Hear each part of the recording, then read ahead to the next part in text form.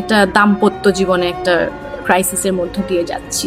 তো তখন আমি ডিসাইড করি যে তখন আমি তবে কি মিথিলার স্বামী সৃজিত আবারও নতুন করে প্রেমে পড়েছেন সুস্মিতার? টলিপাড়ায় কিন্তু এমনটাই গুঞ্জন চলছে, মিথিলাকে ছেড়ে আবারও সুস্মিতার প্রেমে পড়েছেন সৃজিত মুখার্জি। 2024 সালেই শেষবারের মতো সৃজিত এবং মিথিলাকে একসাথে দেখা গিয়েছিল। তারপর থেকে তাদেরকে আর একসাথে দেখা যায়নি।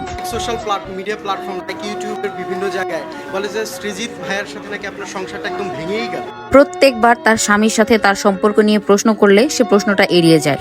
তবে বাংলাদেশের একটি গণমাধ্যমে এসে এবার সে নিজের মুখ খুলে তার এবং তার স্বামীর সম্পর্ক নিয়ে।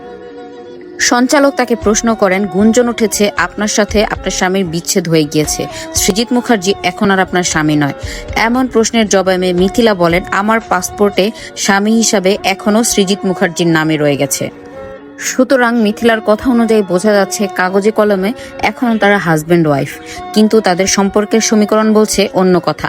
সৃজিত মুখার্জিকে এখন প্রায় সময় দেখা যাচ্ছে তার হাঁটুর বয়সী নায়িকা সুস্মিতার সাথে। তবে এই বিষয়টিকে নিয়ে সৃজিত মুখার্জি এবং সুস্মিতাকে প্রশ্ন করা হলে তারা বলে তারা শুধুই ভালো বন্ধু, তাদের মধ্যে অন্য কোনো সম্পর্ক নেই, তারা জাস্ট ফ্রেন্ডস।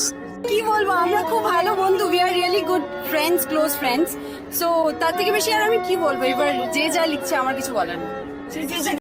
তবে কি আবারও ভাঙতে চলেছে মিথিলার সংসার? মানুষকে ভোলার চেষ্টা করলে আরো বেশি মন পড়ে যায়।